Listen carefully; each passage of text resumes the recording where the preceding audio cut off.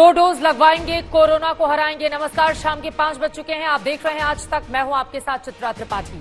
Corona महामारी के खिलाफ वैक्सीनेशन के महाअभियान के लिए भारत कमर कस चुका है। आज देश भर के 19 राज्यों में कोरोना वैक्सीनेशन का ड्राई रन हुआ है। आज के ड्राई रन में खुद स्वास्थ्य मंत्री डॉक्टर हर्षवर्धन दिल्ली में ऐसे ही एक अभियान में मौजूद रहे। डॉक्टर हर्षवर्धन ने आज साफ किया कि 1 crore health care workers, 2 crore frontline workers को मुफ्त में वैक्सीन दी जाएगी, लेकिन 27 करोड़ 50 साल से ऊपर के व्यक्तियों और बीमार व्यक्तियों को वैक्सीन मुफ्त में मिलेगी या फिर नहीं, इस पर मंथन चल रहा है। इस सब के बीच वैक्सीनेशन की शुरुआत को लेकर उत्तर प्रदेश के मुख्यमंत्री योगी आदित्यनाथ ने भी तारीख दे दी है। उन्होंने कहा है कि मकर संक्रांति के आसपास वैक्सीनेशन शुरू हो जाएगा। वैक्सीनेशन के इस महाअभियान में भारत एक टीम इंडिया की तरह शामिल होगा, इसकी उम्मीद की जानी चाहिए। हालांकि समाजवादी पार्टी के मुखिया अखिलेश यादव के बयान से राजनीति भी शुरू हो गई है। उन्होंने कहा है कि मैं टीका नहीं लगवाऊंगा। बहरहाल इन सारी चुनौतियों के बीच वैक्सीनेशन की शुरुआत होगी, इसीलिए आज दंगल इसी पर। 2 डोज लगवाएंगे, कोरोना को हराएंगे। ये रिपोर्ट देखिए। उसके बाद 4 अलग अलग राज्यों के स्वास्थ्य मंत्री होंगे हमारे साथ, जिनसे वैक्सीनेशन की पूरी प्रक्रिया को लेकर करने वाले हैं हम चर्चा। लेकिन उसके पहले ये रिपोर्ट।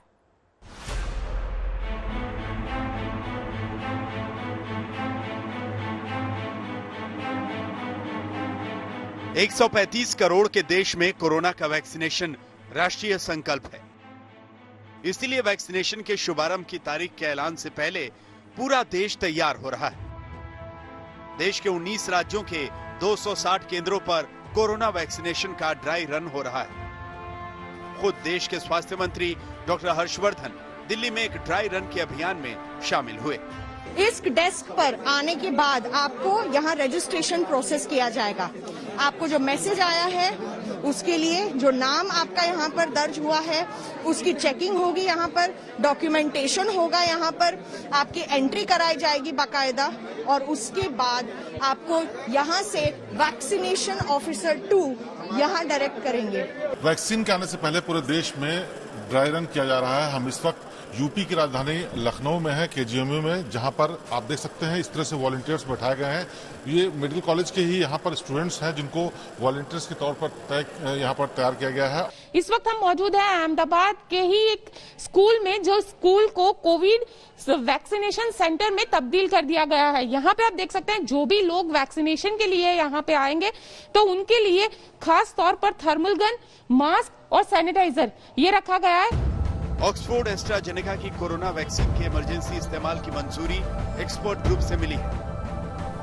ऑक्सफोर्ड एस्ट्राजेनेका की वैक्सीन को भारत में पुणे के सीरम इंस्टीट्यूट के जरिए मुहैया कराया जाना है, लेकिन शुरुआत में प्राथमिकता वाले 30 करोड़ लोगों के लिए इस वैक्सीन की कीमत क्या होगी, इसे लेकर अभी तक पेच फंसा है। वैसे तो डॉक्टर हर्षवर्धन ने सुबह ऐलान किया कि सबको मुफ्त वैक्सीन मिलेगी, लेकिन बाद में उन्होंने सफाई दी कि अभी मंथन जारी है। सुनिए डॉक्टर हर्षवर्धन ने क्या कहा था।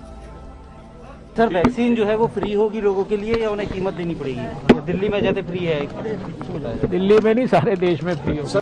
हालांकि इस ऐलान के कुछ ही देर बाद हर्षवर्धन को ये कहना पड़ा, पहले चरण में 1 करोड़ हेल्थ केयर वर्कर्स और 2 करोड़ फ्रंट लाइन वर्कर्स को मुफ्त कोविड-19 वैक्सीन मिलेगी।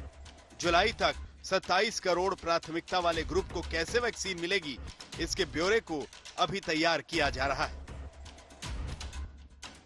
वैसे दिल्ली के स्वास्थ्य मंत्री सत्येंद्र जैन ने दिल्ली में सबको मुफ्त टीके की बात कही है। चुनौती ये होगी कि क्या उसके लिए लोगों को पैसे देने होंगे अपनी जोर से या ये सरकार की ओर से होगी। देखिए, दिल्ली में वैसे भी किसी दवाई के पैसे नहीं लगते हैं, सरकार कर रही है, बिल्कुल फ्री होगा। इस बीच अन्य राज्य भी कोरोना वैक्सीनेशन ड्राइव को लेकर अपने अपने प्लान बना रहे हैं। यूपी के मुख्यमंत्री ने तो वैक्सीनेशन की शुरुआत की तारीख दे दी।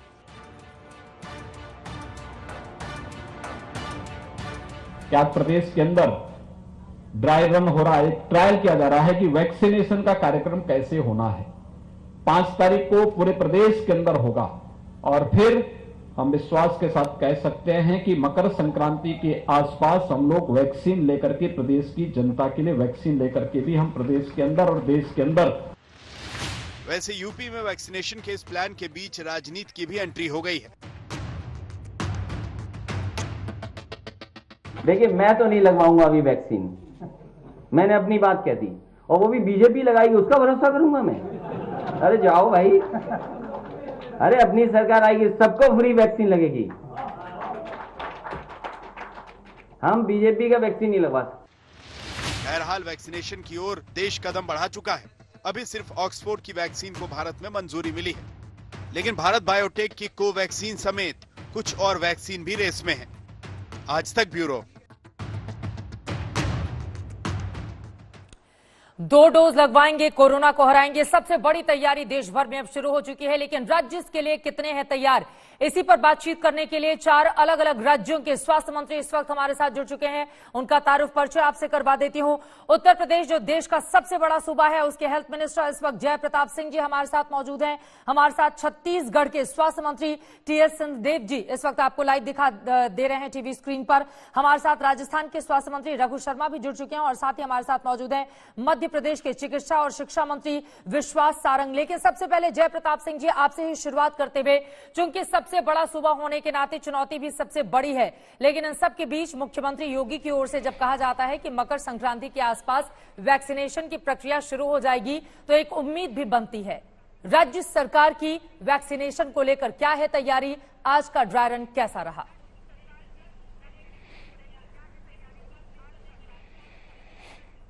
अभी आपने हमारे मुख्यमंत्री जी का बयान भी सुना, आपने केजीएमयू लखनऊ में भी समीक्षा की। लगातार हमारा प्रशिक्षण चलते आ रहा है, प्रक्रिया को और सुदृढ़ करते जा रहे हैं और इस ड्राई रन के साथ में हमने पूरी तैयारी अपनी कर ली है। लॉजिस्टिक्स तैयारी जो करना थी जी, कोल्ड चेन से लेके और उस प्रक्रिया को अपनाने तक हमने पूरी तैयारी अपनी कर ली है।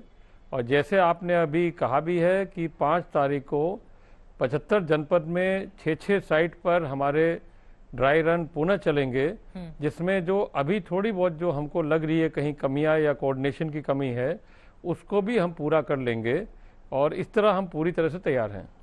आपने कहा कि 75 जनपद के 6-6 जगहों पर, यानी कि उनमें से 3 शहरी क्षेत्र होंगे, 3 ग्रामीण क्षेत्र होंगे, वहां पर ड्राई रन किया जाएगा ताकि व्यवस्था को पूरी तरह से सुनिश्चित किया जा सके कि जब भी वैक्सीनेशन की प्रक्रिया शुरू हो उसमें कोई कोताही या कमी नहीं रह जाए। आप ये कहना चाहते हैं? जी बिल्कुल सही कह रहे हैं। तो 5 जनवरी से इसकी शुरुआत होगी और वैक्सीनेशन को लेकर मुख्यमंत्री अगर इस बात के संकेत दे रहे हैं, तो क्या ये माना जाए कि मकर संक्रांति यानी कि 14 जनवरी के बाद से वैक्सीन लगाने की प्रक्रिया शुरू हो जाएगी?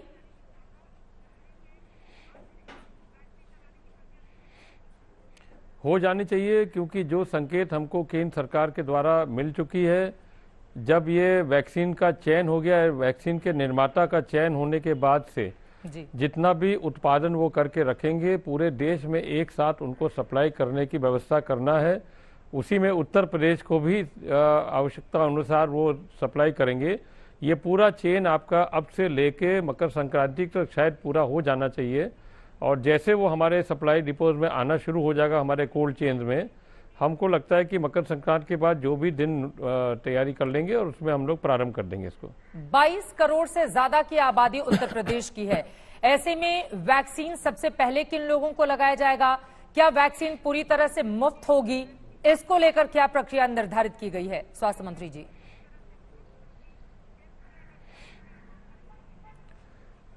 जहां तक वैक्सीन के दाम की बात है, अभी आपको हमारे केंद्रीय स्वास्थ्य मंत्री ने अपने बयान में कहा भी है कि हेल्थ वर्कर्स और फ्रंट लाइन वर्कर्स के लिए पूरी तरह मुफ्त रहेगा। आगे का जैसे भी सेंट्रल गवर्नमेंट के गाइडलाइंस होंगे हम उसका पालन करेंगे, मगर और इसमें मुझे लगता है कि बहुत ज़्यादा बोलने की आवश्यकता नहीं है। सारी प्रक्रिया आप पूरी तरह जानते हैं, आपने बीच में अपनी बात भी कही थी, तो मुझे लगता है इसमें और कोई एडिशन करने की आवश्यकता नहीं है। ठीक है, और भी बहुत सारे सवाल हैं जिनका जवाब मैं जानूंगी, लेकिन उसके पहले जल्दी से अखिलेश यादव कह रहे हैं कि ये तो बीजेपी की वैक्सीन है, मैं नहीं लगवाऊंगा, मेरी सरकार आएगी तभी लगवाऊंगा। इस पर क्या है आपकी टिप्पणी जय प्रताप सिंह जी?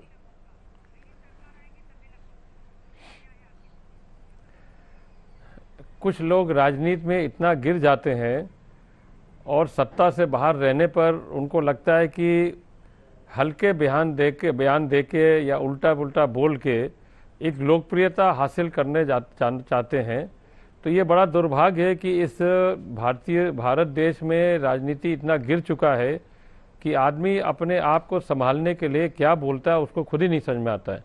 फिलहाल मैं ये जरूर कहूँगा कि हमारे वैज्ञानिक का तो अपमान है ही, परंतु उसके साथ उत्तर प्रदेश के हर एक स्वास्थ्य कर्मी और जितने भी प्रशासन के लोग जो एक अंतर विभागीय समन्वय बना के इस कोरोना को कंट्रोल किया था उत्तर प्रदेश में 10 महीनों से, लगातार 24 घंटा काम किए, एक भी माने छुट्टी नहीं लिया, किसी ने कोई इसमें परवाह नहीं की अपनी जान की, लगातार मरीजों के ध्यान रखना, उनकी व्यवस्था करना, हर चीज पर माने तत्पर रहना, उन सारे स्वास्थ्य कर्मी और प्रशासनिक लोग के लिए एक बहुत बड़ा अपमान है कि इसी राज्य के मुख्यमंत्री रह चुके अखिलेश यादव इतना बड़ा सबको अपमानित करके इस तरह की बात कर रहे हैं कि एक वैक्सीन को भी किसी दल से जोड़ना, ये तो बहुत ही निंदनीय बात है।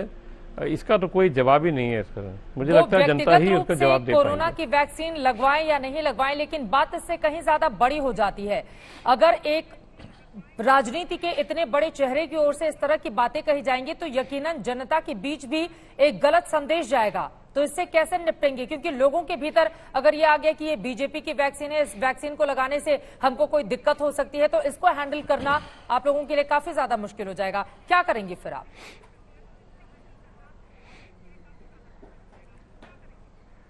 मुझे नहीं लगता कि इसमें कोई बहुत ज्यादा दिक्कत आना चाहिए अखिलेश यादव के बयान के बाद भी, मगर ये जरूर है कि ये उकसाने वाला बयान जहां उनके समर्थक है, उनके नजदीक के लोग हैं, इसको शायद गंभीरता से लेके कुछ इधर जरूर कुछ कर सकते हैं, मगर कोरोना वायरस जैसे वैश्विक महामारी जो पूरे देश में, पूरे विश्व में पिछले 10-11 महीना से चले आ रहा है और जिस तरह सभी लोग ने संघर्ष दिया और जनता का भी सहयोग है, जनता खुद ही उत्सुक है कि हम इस वैक्सीन को कितना जल्दी लगा पाएं, ये जनता स्वयं जानती है इस बात को।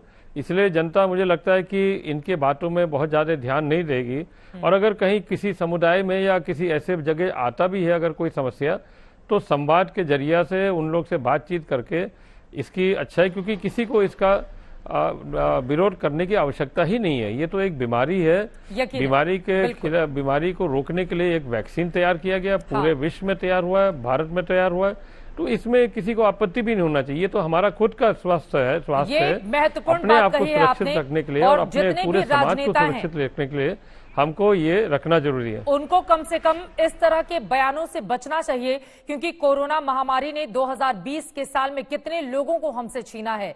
अगर वैक्सीन आ रही है और वो जिंदगी को बचा रही है, लेकिन कोई भी नेता अगर इस तरह का बयान देगा बेहद हल्का और गैर जिम्मेदाराना, तो यकीनन सरकार के सामने तो चुनौती खड़ी होगी। लेकिन बहुत जरूरी हो जाता है नेताओं के लिए भी कि वो तोलमोल को बोले, क्योंकि यहाँ पर राजनीति से कहीं बड़ी जिंदगी है और जिंदगी को बचाने की चुनौती भी है। अब मैं सीधे आपके पास आते हुए टीएस सिंहदेव जी, छत्तीसगढ़ के आप स्वास्थ्य मंत्री हैं, वहां पर तैयारी क्या रही? आज आप लोगों ने जो ड्राई रन किया है उसको लेकर क्या रिजल्ट अब तक निकलकर सामने आया है? विस्तार से अगर हमारे दर्शकों को आप जानकारी दें। जी नमस्कार, और आपको, पूरे आज तक की टीम को और सभी दर्शकों को नववर्ष की बहुत बहुत बधाई, शुभकामनाएं। साथ ही आज जो आपने कहा, केंद्र सरकार की ओर से छत्तीसगढ़ में एक शहर को चिन्हांकित किया गया था, रायपुर को। साथ ही हम लोगों ने सभी संभाग के एक मुख्यालय को, यानी 5 रायपुर को लेके, और 2 और जिले, 7 जिलों में 3-3 केंद्र, 21 केंद्रों में हम लोगों ने ये ड्राई रन किया है। और ये जरूरी भी इसलिए रहता है कि कोई नई पद्धति, नई प्रक्रिया हम चालू करें, उसके पहले देख लें कि कहीं कोई कमियां ऐसी व्यवहारिक तो नहीं आ रही हैं जिनको दुरुस्त किया जा सके। कोविन ऐप में लोड हो रहा है कि नहीं, क्योंकि ये पूरा ट्रायल इसी बाबत मुख्य तौर पे था कि कोविन ऐप पे जो नाम आएंगे वो रजिस्टर हो रहे हैं कि नहीं। पॉइंट ऑफ मैन्युफैक्चर से लेके पॉइंट ऑफ डिलीवरी वैक्सीनेशन जिस व्यक्ति का होगा, वहां तक की जानकारी इस ऐप में लोड होनी है। तो मुझे ये लगा कि आज का ये जो ट्रायल रन था, ये इसी बाबत था कि कोविन ऐप कितना कारगर है। बाकी तो मैदान की व्यवस्थाएं रहती हैं, इसमें व्यवहारिक जो भी दिक्कतें आए उसकी थोड़ी जानकारी मिलती है, और करते करते जो बातें सामने आएंगी उनको दुरुस्त किया जा सकता है, काम करते करते साथ। छत्तीसगढ़ में कांग्रेस पार्टी की सरकार है, केंद्र में एनडीए बीजेपी है, ऐसे में टीम इंडिया की तरह आप लोग कैसे काम करेंगे? इसको लेकर क्या तालमेल कैसे केंद्र के साथ आप बिठाएंगे? क्योंकि अब भी वैक्सीन आई नहीं, तब तक अखिलेश यादव कह रहे हैं कि ये तो बीजेपी की वैक्सीन है, मुझे नहीं लगवाना। इस बयान को भी आप कैसे देख रहे हैं? मैं तो इसको उनका ही बयान दूंगा और ऐसी बातों को राजनीति से दूर रखना चाहूंगा। देश और प्रदेश की जो व्यवस्थाएं हैं, उनके तंत्र को देखने की जो जिम्मेदारियां हैं, पार्टी से ऊपर हमको उठ के देखनी चाहिए, चाहे वो केंद्र की सरकार हो या राज्य की सरकारें हैं। तब जाके देश की सरकार भी और कोऑपरेटिव फेडरलिज्म के माहौल में हम काम कर सकते हैं। फिलहाल मुझे स्वास्थ्य के क्षेत्र में कोई ऐसी अड़चन नहीं दिख रही। हम लोग इसको किसी दल की व्यवस्था नहीं मान रहे, विश्व की और देश की व्यवस्था है। देश के वैज्ञानिक इसमें लगे हुए हैं, उनको किसी दल का नहीं मानते।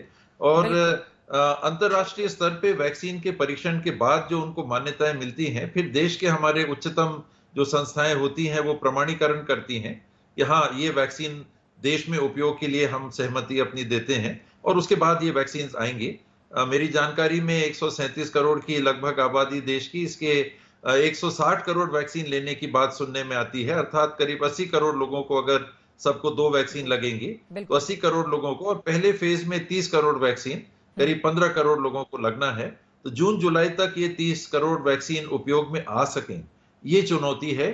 और सप्लाई भी उसके बाद में, क्योंकि एस्ट्राजेनेका की तो मेरी जानकारी में 5 करोड़ वैक्सीन फिलहाल उपलब्ध हैं और 30 करोड़ का हमारा टारगेट है। इस बीच में देश की भी हमारी संस्था, रशिया की जो स्पुतनिक वी वैक्सीन है, अन्य वैक्सीन जिनका परीक्षण हो रहा है, इनकी भी वैक्सीन आ जानी चाहिए अगर इनकी सहमति मिली, और उन सभी वैक्सीन का फिर उपयोग किया जा सकता है। एक छोटा सा जवाब मैं आपसे चाहूंगी, जैसा कि उत्तर प्रदेश के सीएम की ओर से कहा गया है कि मकर संक्रांति के आसपास वैक्सीनेशन की प्रक्रिया शुरू हो जाएगी, क्या आप लोगों को भी इस बारे में कोई जानकारी है कि अभी तो ड्राई रन चल रहा है, पूरी प्री प्लानिंग तैयारी की जा रही है, लेकिन वैक्सीन लोगों को लगाई कब जाएगी, इसके बारे में अगर कोई जानकारी देना? इसमें तारीख की तो कोई घोषणा हुई नहीं है। इंतजार केवल ये है कि हमारी देश की जो उच्चतम संस्था है, ड्रग्स इत्यादि वैक्सीन का जो संचालन परीक्षण करके अनुमति देती हैं, जैसे ही उनकी अनुमति आ जाए, क्योंकि ग्रेट ब्रिटेन ने दे दिया, वहां की संस्था ने दे दिया, तो एक तरह से पेपर यहाँ आएंगे, उसको स्टडी कर लेंगे, कोई नई बात बहुत ज्यादा नहीं होगी। वहां 29 तारीख को 30 तारीख को घोषणा हो गई थी, तो हफ्ते भर के अंदर इसकी घोषणा, और फिर 5 करोड़ वैक्सीन रेडी हैं, ऐसी हम लोगों को जानकारी थी। तो उनकी सप्लाई जैसी राज्यों में उपलब्ध हो जाएगी तो वैक्सीनेशन चालू हो जाएगा। 14 तारीख भी हो सकता है, उसके आसपास भी हो सकता है, कोई निश्चित तिथि नहीं। मैं चाहूंगी आप हमारे साथ बने रहिए। छत्तीसगढ़ के स्वास्थ्य मंत्री टी.एस. सिंहदेव जी हमारे साथ मौजूद हैं, साथ ही उत्तर प्रदेश के भी स्वास्थ्य मंत्री जय प्रताप सिंह जी भी हमारे साथ बने हुए हैं। लेकिन अब मैं सीधे रुक कर लेती हूं मध्य प्रदेश का। विश्वास सारंग जो कि चिकित्सा और शिक्षा मंत्री हैं, वो हमारे साथ इस वक्त जुड़ चुके हैं। और विश्वास सारंग जी, अब सीधे मैं आपसे ही सवाल ले लेती हूं। एमपी में कोरोना वैक्सीन को लेकर क्या तैयारी पूरी हो चुकी है? आज दिन भर क्या कुछ चलता रहा? किस तरह से आप लोगों ने पूरे प्रदेश को तैयार किया है? वैक्सीनेशन की प्रक्रिया जब भी शुरू हो पाएगी, उसके लिए विस्तार से अगर जानकारी आप देना चाहें। निश्चित रूप से हमारे मुख्यमंत्री शिवराज सिंह चौहान जी के निर्देश पर वैक्सीनेशन की पूरी तैयारी हमने नीचे तक जमा ली है। मैं इस अवसर पर देश के प्रधानमंत्री जी को बहुत बधाई दूंगा। नरेंद्र मोदी जी के नेतृत्व में ये देश पूरी तरह कोरोना के हर युद्ध में मुस्तैदी के साथ लड़ा, और अब वैक्सीन बनाने में भी ये दुनिया का नेतृत्व कर रहा है। और 137 करोड़ जनता को जिस ढंग से वैक्सीनेशन के लिए आगे लेके जाना है, उसमें भी हमारी पूरी तैयारी मोदी जी ने करवाई है। नीचे तक हमारी पूरी तैयारी, हमारी कोल्ड चेन डेवलप हो गई है। नीचे तक कोल्ड चेन के माध्यम से वैक्सीन को ट्रांसपोर्ट करना, निर्धारित तापमान को बरकरार रखना, और हमारे वैक्सीनेटर के माध्यम से सभी हमारे जो जिनको वैक्सीन देनी है उनको सुचारू रूप से वैक्सीन देने की हमने पूरी तैयारी कर ली। कई जगहों पर जाकर आपने भी तैयारियों का जायजा लिया है, मैं चाहूंगी उसके बारे में भी आप जानकारी दें। इसके साथ ही मध्य प्रदेश में वैक्सीनेशन का काम कब से शुरू हो जाएगा, इसको लेकर आप लोगों को क्या जानकारी मिली है जो आप दर्शकों के साथ शेयर करना चाहेंगे? देखिए, जैसे ही वैक्सीन आएगी हमारी तैयारी पूरी है। जैसा मैंने कहा, आज हमारा ड्राई रन हुआ, सक्सेसफुल ड्राई रन हुआ है, और हमने पूरी तरह से नीचे तक की चौक चौबंद व्यवस्था करी है। किस सेंटर पर कितने लोगों की लिस्ट रहेगी, हेल्थ वर्कर की लिस्ट जिस प्रकार से हमें केंद्र सरकार ने मांगी थी, हमने वो भी अपनी तरफ से उपलब्ध करा दी है। तो हमारी तैयारी पूरी है। जैसे ही वैक्सीन आएगी इसको हम लगाने में ठीक है। लेकिन एक सवाल और जो मुझे लगता है कि सभी के मन में ये सवाल इस वक्त चल रहा होगा, कोरोना वैक्सीन के खर्च को लेकर, इसको लेकर क्या प्लानिंग है? फ्री में दिया जाएगा, किस तरह से दिया जाएगा? सबसे पहले बहुत सारे ऐसे सवाल हैं जो एक आम आदमी जानना चाहता है कि क्या कोरोना वैक्सीन जब उसको लगेगी तो क्या उसको अपने जेब से पैसे देने होंगे या सरकार पूरा खर्च का वहन करेगी? इसके बारे में विश्वास सारंग जी, खर्च को लेकर क्या है? अभी तो ये निर्णय होना है और वैक्सीन आने दीजिए। हमारी सरकार तो हर समय जन कल्याणकारी सरकार है। हाँ। जो भी निर्णय होगा वो सबके सामने आएगा। ठीक है, हमारे साथ रघु शर्मा जी भी राजस्थान के स्वास्थ्य मंत्री जुड़े हुए हैं। उनके पास में एक भी बार नहीं जा पाई। अब मैं सीधे आपका रुख करते हुए, क्या है तैयारी ड्राई रन को लेकर? आज किस तरह से सुबह से लेकर अब तक की स्थिति रही है और साथ ही राजस्थान में ड्राई रन चलाया गया है कई हिस्सों में, पूरी प्रक्रिया को कैसे अंजाम दिया गया है और पूरी प्लानिंग आप लोगों ने क्या बनाई है ताकि एक टीम इंडिया की तरह केंद्र के साथ मिलकर राजस्थान सरकार भी काम करे? इसके बारे में आप क्या जानकारी देंगे स्वास्थ्य मंत्री जी? देखिए, 31 दिसंबर को भारत सरकार के द्वारा वीडियो कॉन्फ्रेंस के माध्यम से सारे जो राज्य हैं, जितने केंद्र शासित प्रदेश हैं, सबको इन्होंने निर्देश दिए गए थे कि ड्राई रन के लिए आप कैपिटल में 3 जगह चिन्हित करिए। राजस्थान चूंकि पूरे देश का सबसे बड़ा भूभाग है और हमारी भौगोलिक परिस्थिति भी अलग अलग है, इतने कम समय में हमने राजस्थान में राजधानी जयपुर में 4 जगह पे और जो 6 जिले अलग अलग जगह हैं उनमें 15 जगह, 19 जगह आज ये ड्राई रन चल रहा है। ठीक है। और इसकी जो तैयारियां हमने की है, ट्रेनिंग का काम भी हमने किया है। सारी तैयारी हमने 31 तारीख के बाद में ही की थी। जिला कलेक्टर्स को हमने वीडियो कॉन्फ्रेंस के माध्यम से जोड़ा, स्वास्थ्य विभाग के अधिकारियों को ट्रेनिंग दी गई और सब लोगों को इसके लिए तैयार किया गया। हकीकत में यह है कि ये सिर्फ ड्राई रन है, वैक्सीन तो अभी हमारे पास आई नहीं है, लेकिन ये ड्राई रन है। और राजस्थान में हमने ग्रामीण क्षेत्रों को चयनित किया है ड्राई रन के लिए। हमने जिला अस्पतालों को ड्राई रन के लिए चयनित किया है। हमने जो हमारे शहरी चिकित्सा केंद्र हैं उनको चयनित किया है, प्राइवेट हॉस्पिटल्स को हमने चिन्हित किया है और ट्रेनिंग सेंटर के रूप में ये सारे जो ड्राई रन के लिए 19 जगह हमने तय की गई है।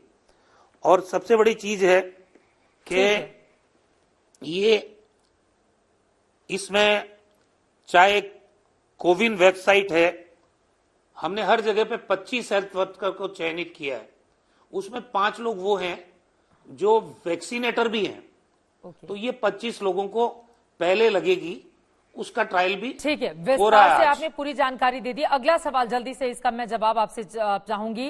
वैक्सीनेशन सेंटर जो बनाए गए हैं, वहां पर किन किन बातों का ध्यान रखा जा रहा है, वहां को लेकर क्या तैयारी की गई है? आपने कहा है कि 25 लोग चयनित किए गए हैं जिनको ये वैक्सीन दी जा रही है और उसमें 5 वो लोग हैं जो वैक्सीन दे भी रहे हैं। इसको लेकर कैसे आपकी सरकार आगे बढ़ रही है? हमने जो वैक्सीनेशन सेंटर्स डेवलप किए हैं, हाँ, वो बिल्कुल वेल कनेक्टेड हैं इंटरनेट से। उनमें हर तरह की फैसिलिटीज है। 3 कमरों के ये हमारे जो वैक्सीनेशन साइट्स हैं, इनको डेवलप किया गया है। निकलने का रास्ता अलग, बाहर जाने का रास्ता, अंदर आने का रास्ता अलग है। और उसमें सिक्योरिटी का, बिजली का, कनेक्टिविटी जो आपकी इंटरनेट की है वो है। और कोविड का जो संक्रमण है उसको फैलने के लिए सारे प्रोटोकॉल उसकी पालना की जा रही है। और जो भी बायोमेडिकल वेस्ट है ये जो वैक्सीन जनित है, उसके डिस्पोजल का प्रोटोकॉल वो पूरा कर रहे हैं। और जागरूकता के लिए भी पर्याप्त जगह हमने आईईसी की इंफॉर्मेशन, एजुकेशन, कम्युनिकेशन साइनेज लगाए हैं वहां पे सारे।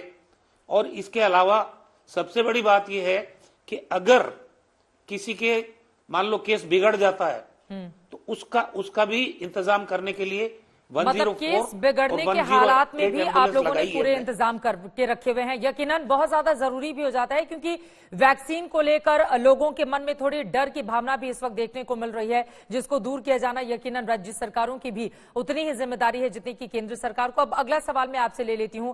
एक तो तालमेल कैसे बनेगा, क्योंकि 2020 में केंद्र और राजस्थान सरकार के बीच जो कुछ भी चला है हम सब ने देखा।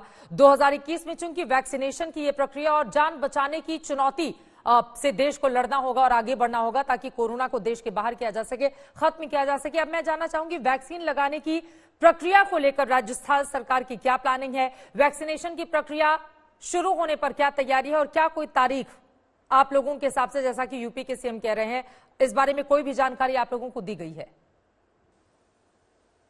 देखिए, मुझे इस बात की जानकारी नहीं है, ठीक है, लेकिन मैं ये मानता हूं कि वैक्सीन अगर आती है और आम आदमी के प्रोटेक्शन उससे होता है, क्योंकि भारत सरकार के साथ मिलके पिछले 9 महीने से हम कोविड की ये लड़ाई लड़ रहे हैं। और जब प्रधानमंत्री जी ने कहा कि वैक्सीन आएगी, हालांकि वैक्सीन आई नहीं है, मैंने पहले ही कहा आपको, ये ड्राई रन है, सिर्फ उसका ट्रायल है, ट्रायल, और ट्रायल की पूरी तैयारी हमारी तरफ से है। अभी हमको ये पता नहीं है वैक्सीन कब आएगी, वैक्सीन की कीमत क्या होगी, वैक्सीन किस किस को लगाएंगे। राजस्थान में 7 करोड़ से ज्यादा लोग हैं, 7 करोड़ लोगों को वैक्सीन लगेगी कि नहीं लगेगी, तो इसका इंतजाम भारत सरकार क्या करेगी। रहा सवाल, हमने जो कोल्ड स्टोरेज है वो तैयार कर लिए, हमने जो कोल्ड चेन है वो तैयार कर ली, इसके प्रिक्योरमेंट के लिए जितनी भी सुविधाएं हैं वो राजस्थान में हमने विकसित कर ली। जो ट्रेनिंग का प्रोग्राम है वो हमने पूरा कर लिया। हमारा डिस्ट्रिक्ट एडमिनिस्ट्रेशन, हमारा मेडिकल एंड हेल्थ डिपार्टमेंट सारे अलर्ट मोड पे है। आप हम ये लोग कहना चाह रहे प्रॉपर हैं कि इसकी दरअसल मॉनिटरिंग कैसे आपकी होगी, तैयारी, अगर राजस्थान सरकार कोई की साइड तैयारी इफेक्ट पूरी है तो उसका मैनेजमेंट कैसे करें अगर केस बिगड़ जाए, जी, तो भी हमने पूरी तैयारी कर रखी है। राजस्थान सरकार पूरी तरह से तैयार है। आपकी बातों से यही बातें समझ में आ रही हैं और यकीनन ये एक अच्छी खबर भी है। राज्यों की ओर से अपनी तैयारियां पूरी की जा चुकी हैं और बस केंद्र सरकार की ओर से हरी झंडी मिलने का इंतजार है। और वैक्सीन कब दी जाएगी, जैसा कि इस वक्त रघु शर्मा जी जिक्र कर रहे थे कि अभी वैक्सीन दी नहीं गई है हमें, लेकिन हमें इस बारे में इंतजार है और साथ ही हमने अपनी पूरी तैयारी कर ली है। देश भर को इंतजार है कि वैक्सीनेशन की प्रक्रिया शुरू कब होगी, लेकिन ड्राई रन के जरिए यकीनन अब उस प्रोसेस की शुरुआत हो चुकी है जिसके जरिए देश नए साल की शुरुआत में ही आगे बढ़ेगा। 2 डोज लगवाएंगे, कोरोना को हराएंगे, नए साल का यही संकल्प है। संकल्प से सिद्धि की ओर देश कैसे आगे बढ़ेगा, ये अपने आप में बड़ा सवाल, लेकिन अलग अलग राज्यों की ओर से आज ड्राई रन करके पूरी प्रक्रिया की तैयारी कर ली गई है ताकि कहीं भी कोई कोताही ना रह जाए और जिंदगी को बचाया जा सके। लगातार जिसकी उम्मीद में 2020 तो खत्म हो गया, लेकिन 2021 की शुरुआत इसी के जरिए हुई है। अब मैं सीधे आपका रुख करते हुए जयप्रताप सिंह जी, उत्तर प्रदेश जाहिर तौर पर, जैसा कि मैंने कहा, कि बहुत बड़ा राज्य है, देश का सबसे बड़ा, और वहां के लिए बहुत बड़ी चुनौती होगी कि लोगों तक वैक्सीन पहुंचे। एक तरफ भ्रम की स्थिति कुछ लोगों की ओर से पैदा की जा रही है, वहीं पर आपकी सरकार भरोसा पैदा करने की कोशिश कर रही है। लेकिन 2 महत्वपूर्ण चीजें, पहली ये कि क्या वैक्सीन लगाने के लिए लोगों को अपनी जेब से पैसे देने होंगे, और दूसरा मेरा सवाल आपके साथ ये है कि वैक्सीन सबसे पहले जब भी आती है मकर संक्रांति को या उसके बाद, सबसे पहले किन लोगों को लगाई जाएगी, इस बारे में क्या कुछ जानकारी देंगे हमारे दर्शकों को?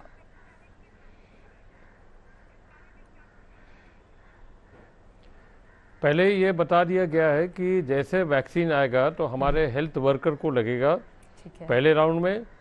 दूसरे राउंड में फ्रंट लाइन वर्कर्स होते हैं जिसमें पुलिसकर्मी, होमगार्ड, स्वच्छता कर्मी और नीचे राजस्व के लोग भी, जो इस कोरोना के महामारी में लड़ाई में जिन्होंने अंतर विभागीय सहयोग कर समन्वय बना के इस पूरे स्थिति को कंट्रोल किया था, नियंत्रण किया था, तो सेकेंड लाइन में। और थर्ड फेज में आपका वो होगा जो 50+ का जो कोमोबिडिटी और अन्य लोग जो इसमें इस तरह के लोग हैं उनको दिया जाएगा। जहाँ तक वैक्सीन के दाम की बात कर रहे हैं, तो मैंने पहले भी बोला था कि केंद्रीय स्वास्थ्य मंत्री डॉक्टर हर्षवर्धन के बयान से ये पता चला है कि पहला और दूसरे जो फेज में इसमें कोई शुल्क नहीं लगेगा। आगे जैसे निर्णय केंद्र सरकार का आता है हम लोग उसी का पालन करेंगे। मतलब केंद्र के निर्णय का इंतजार है। आपने कहा कि जो बुजुर्ग हैं 50+, उन लोगों के बारे में बाद में फैसला लिया जाएगा कि उनको वैक्सीनेशन कब शुरू की जाती है, लेकिन सबसे पहले डॉक्टर्स, मेडिकल स्टाफ और फ्रंटलाइन वर्कर जिनमें पुलिस और तमाम लोग शामिल हैं। इसके अलावा हमने ये भी देखा था कि कोरोना काल के दौरान जो 10 साल से कम उम्र के बच्चे हैं उनको घर से बाहर निकलने के लिए मना कर दिया गया था, उनके लिए बहुत सारे एहतियात थे। तो 10 साल से या 15 साल से कम उम्र के जो लोग हैं उनके लिए भी क्या कोई खास तैयारी है वैक्सीनेशन को लेकर?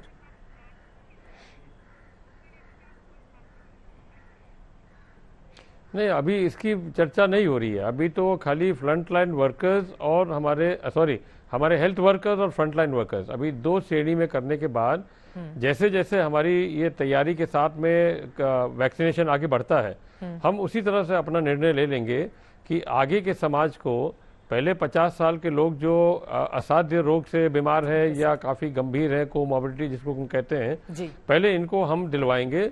और फिर आम समाज में 10 साल के बच्चे हो या आगे के लोग हो, उनको फिर देखा जाएगा। उत्तर प्रदेश में चूंकि जिलों की ऐसी स्थिति है, कुछ जिलों में कोरोना के ज्यादा मामले सामने आए, अभी भी हैं, कुछ जिलों में बहुत कम सामने आए या फिर बिल्कुल ही खत्म हो गए, तो ऐसे स्थिति में जो डोज को डिस्ट्रीब्यूट करने की प्रक्रिया होगी, क्या उसमें भी इन बातों को ज्यादा ध्यान में रखा जाएगा कि जहां पर सबसे ज्यादा लोग प्रभावित हैं वहां पर ज्यादा डोज दिए जाएं, वहां पर लोगों को जल्द से जल्द ठीक किया जाए?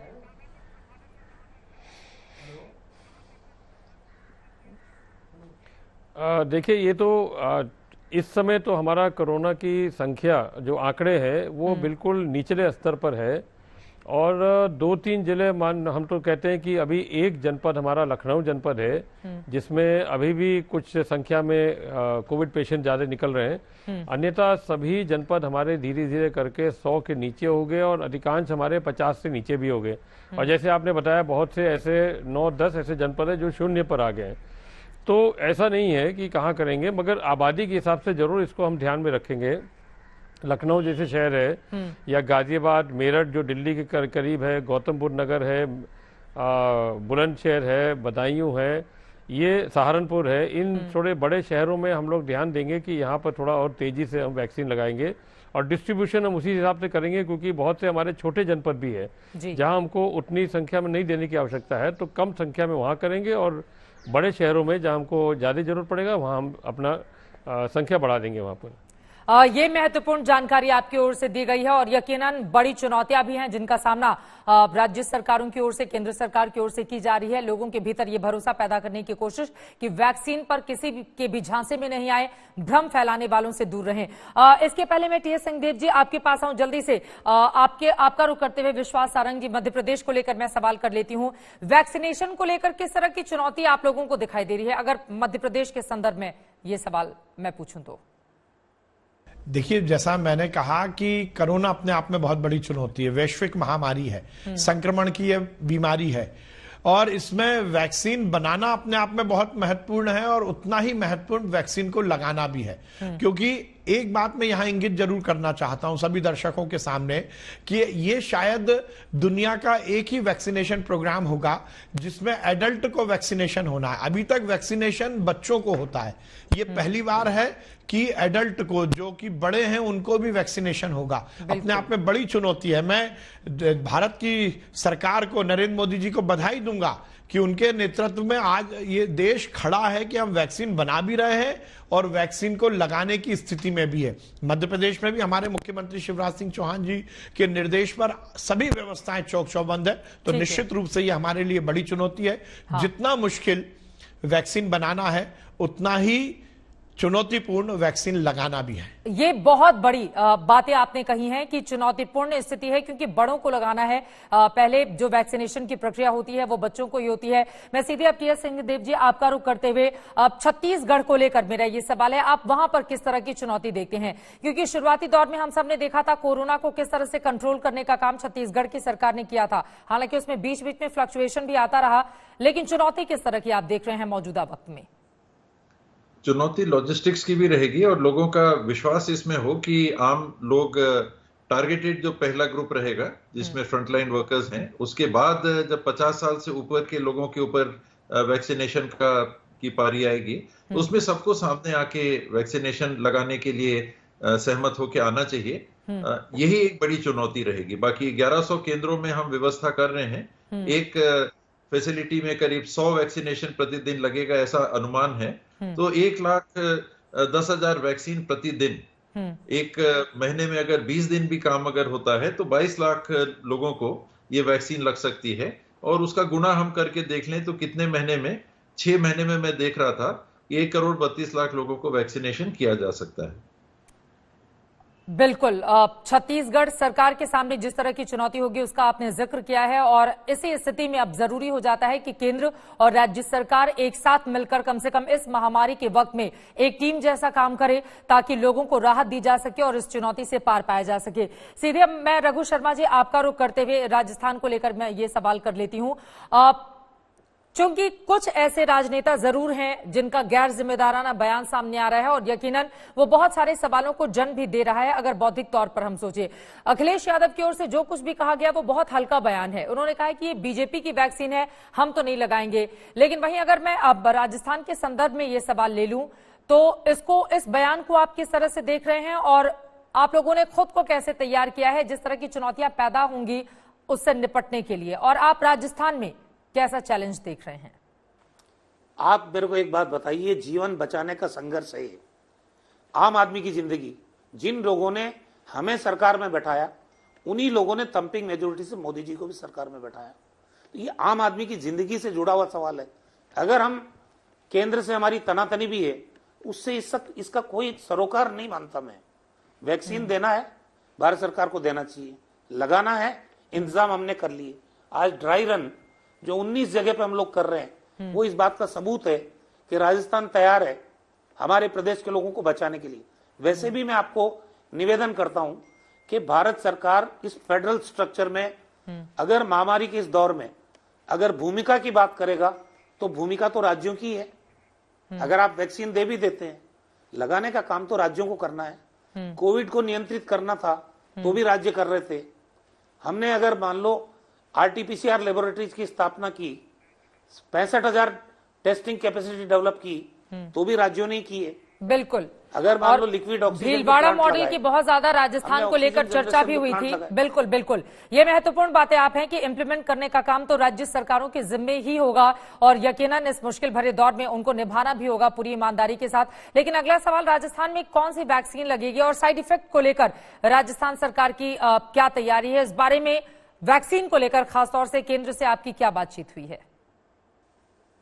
आपके जो सवालात हैं मैडम कि वैक्सीन कितनी मात्रा में राजस्थान में आएगी, वैक्सीन कौन सी लगेगी, ये जवाब तो भारत सरकार दे सकती है, क्योंकि प्रधानमंत्री जी जानते हैं, भारत सरकार जानती है कि वैक्सीन कब आएगी, कौन सी आएगी, साइड इफेक्ट उसके क्या हैं, ट्रायल उन्होंने किस किस पे किया है। ये तमाम सवालात आज भी आम आदमी के मन में है, लेकिन इनका उत्तर हमारे पास नहीं है। ये तो वैक्सीन प्रोवाइड करने वाले वो बता सकते हैं, हम कैसे बताएं? बताइए। जयप्रताप सिंह जी, ठीक है। कोई साइड इफेक्ट होता है तो आदमी की जिंदगी को कैसे बचाया जाए उसके उपाय मैंने आपको बताया, हमने कर रखे हैं। ठीक है जयप्रताप सिंह जी, अब जल्दी जल्दी छोटा छोटा सा कमेंट में आप लोगों से चाहूंगी। जयप्रताप जी, सीधे आपका रुख करते हुए लोगों को भी समझाना अभी से आपको यकीनन शुरू करना होगा। आपने कहा कि सबसे पहले मेडिकल वर्कर्स को, उसके बाद फ्रंटलाइन वर्कर्स को, उसके बाद लोगों की भी बारी आएगी। लेकिन लोगों के भीतर जो भ्रम की स्थिति है उसको दूर करने की कोशिश राज्य सरकार की ओर से कैसे की जाएगी? प्रधानमंत्री नरेंद्र मोदी ने भी खुद भी कहा है कि किसी के भी पूरी तरह से सुरक्षित है ये वैक्सीन, किसी के झांसे में आने की जरूरत नहीं है। लेकिन यकीनन अगर आपके ही राज्य से ऐसे विरोधाभास आवाजें सामने आएंगी तो वो सबसे बड़ी चुनौती आपके लिए ही पैदा करेंगी। तो लोगों में विश्वास बहाली के लिए इस वैक्सीन को लेकर क्या करेगी आपकी सरकार?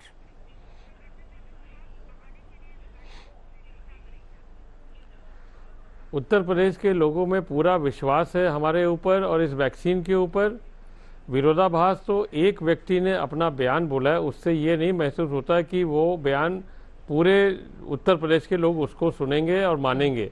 आखिर में यही जनता ने उनको मुख्यमंत्री के रूप में जब देखा बनाया था और यही जनता ने उनको ऐसे जगह बैठा दिया जहां ये उल्टी सीधी बयान दे रहे हैं। इसलिए जनता को ये बिल्कुल भ्रमित नहीं कर पाएंगे।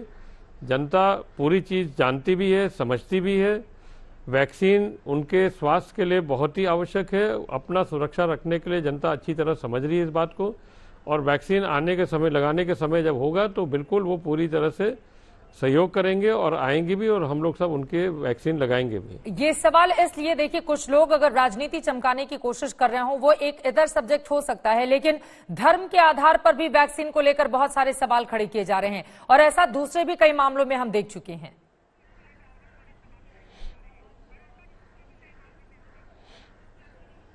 नहीं, इसमें तो न धर्म न जाति, इसमें कोई ऐसी बात नहीं है।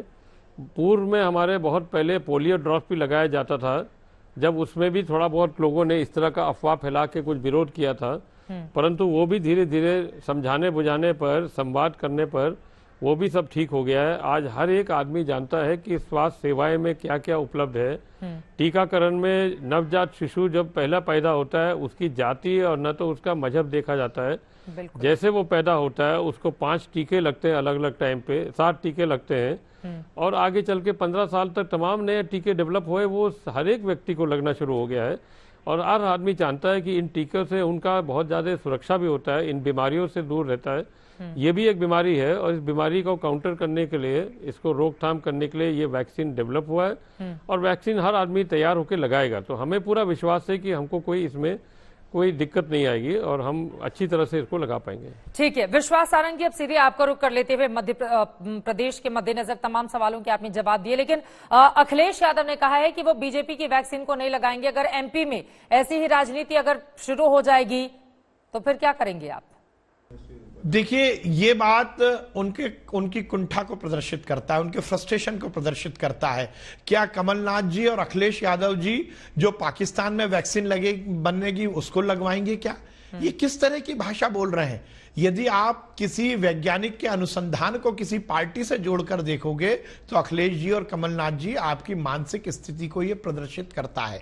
यह बहुत शर्म की बात है कि आपने वैक्सीन बनाने में जो वैज्ञानिक लगे हैं उनकी मेहनत पर आज प्रश्न चिन्ह लगाया है। और इस देश में जिस प्रकार से कोरोना को लड़ने वाले वॉरियर्स हैं उनकी मेहनत पर आपने आज पानी फेरने का काम किया। ये बहुत ही दुर्भाग्यपूर्ण है। ये उनके फ्रस्ट्रेशन को, उनके बचपने को और उनकी कुंठा को प्रदर्शित करता है। और मैं फिर प्रश्न पूछता हूं, क्या कमलनाथ जी, अखिलेश यादव जी पाकिस्तान में बनने वाली वैक्सीन का इंतजार कर रहे हैं? मैं तो मोदी जी को बधाई दूंगा, भारतीय जनता पार्टी की सरकार को बधाई दूंगा। और यह बात भी सुनिश्चित है कि अखिलेश यादव जी का यह बयान इस बात को तो प्रदर्शित करता ही है कि पूरा श्रेय भारतीय जनता पार्टी की सरकार और नरेंद्र मोदी जी को है। आप लोग भी पाकिस्तान को कहीं ना कहीं से लेकर आएंगे अगर कोई मुद्दा इस देश में शुरू होता है तो। खैर, आगे बढ़ते हुए अब सीधे टीएस सिंहदेव जी आपका रुख करते हुए अगला सवाल मेरा आपसे यह है, केंद्र सरकार से क्या इस बारे में कोई भी बातचीत हुई है? आज को लेकर तो आप लोगों ने अपनी तैयारी पूरी कर ली है कि छत्तीसगढ़ भी पूरी तरह से तैयार है, वैक्सीन आप दीजिए और हम लोगों तक या फ्रंटलाइन वर्कर डॉक्टर्स को लगाना शुरू कर देंगे। लेकिन कब तक आएगी और इसको लेकर केंद्र सरकार से क्या कुछ बातचीत हुई है? अगली बैठक आप लोगों की कब होने वाली है? राज्यों को भरोसे में केंद्र सरकार कब लेने जा रही है? इसको लेकर कोई जानकारी? अधिकारियों के स्तर पे लगातार बैठकें फिलहाल चल रही हैं। जनप्रतिनिधियों को, मंत्रियों को, स्वास्थ्य मंत्री केंद्र के, उनके साथ अभी कोई कॉन्फ्रेंसिंग, वीडियो कॉन्फ्रेंसिंग नहीं हुई है। होना है तो वो भी हो जाना चाहिए। और जो विश्वास की बात हो रही है, मैंने तो अपनी ओर से कहा है कि मेरा नाम भी भेजा जाए। मैंने विभाग को कहा है कि वैक्सीनेशन के लिए अगर स्वास्थ्य विभाग के लोगों को पहले वैक्सीन लेने के लिए खड़ा किया गया है क्योंकि वो सबसे ज्यादा रिस्क में है, तो एक तरह से अगर अनिश्चितता है तो ट्रायल भी उनके ऊपर हो रहा है। तो स्वास्थ्य विभाग के लोगों पे ट्रायल हो रहा है तो मेरा नाम भी रहे, पहली वैक्सीन लगाने की मेरे को भी अनुमति मिले केंद्र सरकार की सूची में, ताकि ये भ्रम की स्थिति ना रहे कि हम बच रहे हैं, पहले कोई और लगा ले फिर देखेंगे क्या रिएक्शन आएगा।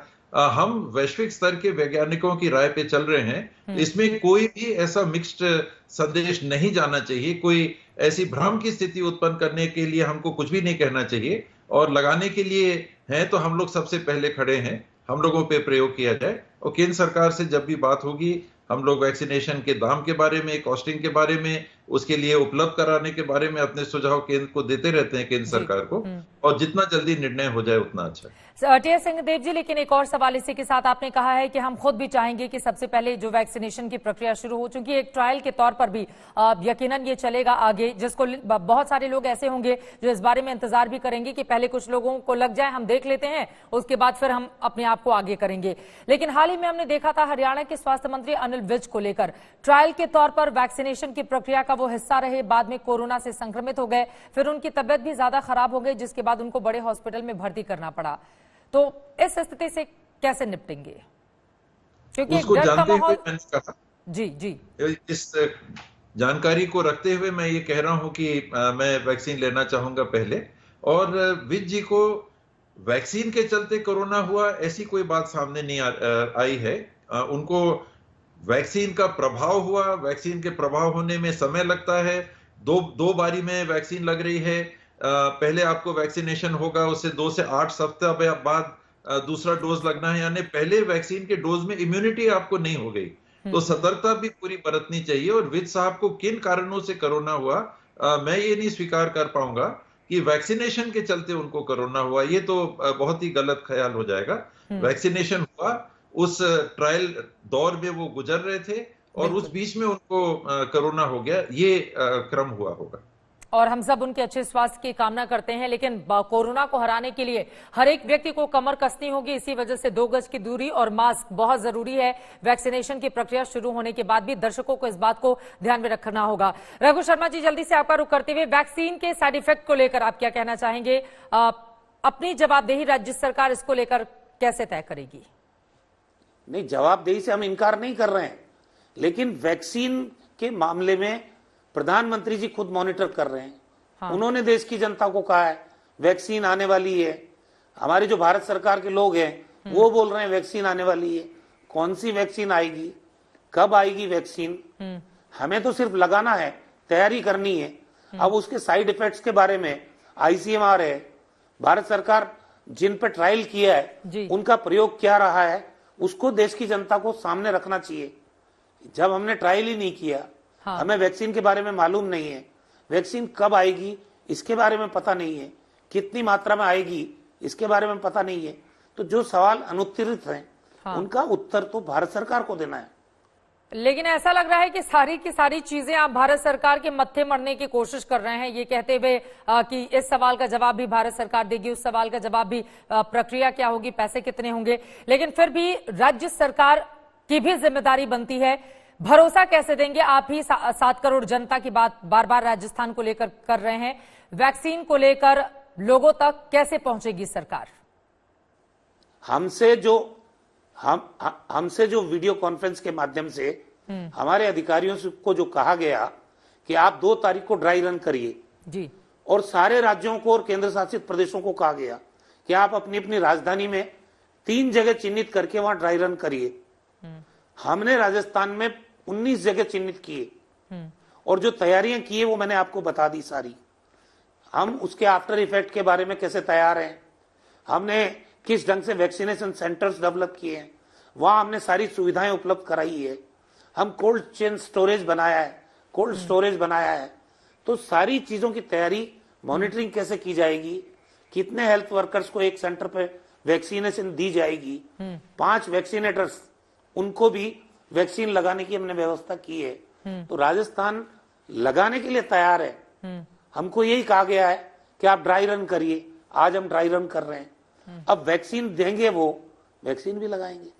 ठीक है, मतलब केंद्र सरकार की ओर से जैसे ही इस बारे में इजाजत दी जाती है कि वैक्सीनेशन की प्रक्रिया आप शुरू कीजिए, आपने खुद को उसके लिए तैयार बताया है। लेकिन बहुत सारे मामले हैं जिस पर तनातनी की स्थिति आपकी बातों से अभी भी रघु जी दिखाई दे रही है। लेकिन यहाँ पर जयप्रताप सिंह जी, अब सीधे आपका रुख करते हुए, वैक्सीन लगनी अगर शुरू भी हो जाती है, उससे लेकर दूसरी वैक्सीन तक किन बातों का ख्याल रखना होगा लोगों को? और दूसरा सवाल ये कि 2 गज की दूरी, मास्क जरूरी, 2021 का भी यही मूल मंत्र होना चाहिए और सरकार की ओर से जन जन तक ये बात पहुंचानी भी होगी, वो भी तब जब वैक्सीन की प्रक्रिया शुरू हो जाएगी लगता।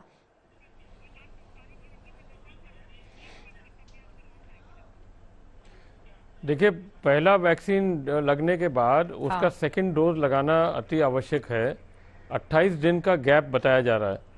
तो पहले वैक्सीन और दूसरे वैक्सीन के लगाने के बाद, इस बीच में और सेकंड वैक्सीन के बाद भी जो आज कोविड-19 के जो प्रोटोकॉल्स हैं, वो हमको हमेशा के लिए उसको मेंटेन करना पड़ेगा। 2 गज की दूरी और मास्क जरूरी, ये अनिवार्य है। घर में हैंड वॉशिंग या बाहर से कहीं आता है, ये भी उस प्रोटोकॉल के तहत है। तो ये 3 चीजें हमको लगातार अपना करना चाहिए। ये पूरे समाज के लिए है। इसका प्रचार फेसबुक के माध्यम से, ट्विटर के माध्यम से, अन्य तमाम जगह हैं जिनके माध्यम से ये किया जा रहा है, गांव-गांव में बताया जा रहा है। तो हर एक आदमी इससे अच्छी तरह वाकिफ है कि अभी कोरोना समाप्त नहीं हुआ है। वैक्सीन लगने के बाद भी ये सावधानी हमको बरतनी पड़ेगी ताकि हम अपने जीवन में थोड़ा खुशहाल रहें। तो इसलिए हम तो ये मानते हैं कि अभी इसमें थोड़ा सावधानी बरतना पड़ेगा अभी। थोड़ी सावधानी बरतनी पड़ेगी और देश के लोगों को भी इस बात को समझना होगा। जयप्रताप सिंह जी आपका, टीएस सिंहदेव जी आपका, और साथ ही राजस्थान और मध्य प्रदेश के भी स्वास्थ्य मंत्री हमारे साथ लगातार जुड़े हुए थे। रघु शर्मा जी आपका, विश्वास सारंग जी आपका, बहुत शुक्रिया आज तक से जुड़ने के लिए और ये अहम जानकारी हमारे दर्शकों तक पहुंचाने के लिए। वैक्सीन को लेकर किसी भी तरह के भ्रम की स्थिति आपके भीतर नहीं होनी चाहिए। वैक्सीनेशन की प्रक्रिया जब भी शुरू हो, सरकार की ओर से, डॉक्टर्स की ओर से जो भी जानकारी आप तक पहुंचाई जाए, यकीनन आप उसका पालन करें, क्योंकि 2021 का भी यही मूल मंत्र होना चाहिए कि जिंदगी को बचाना है, कोरोना को हर हाल में हराना है।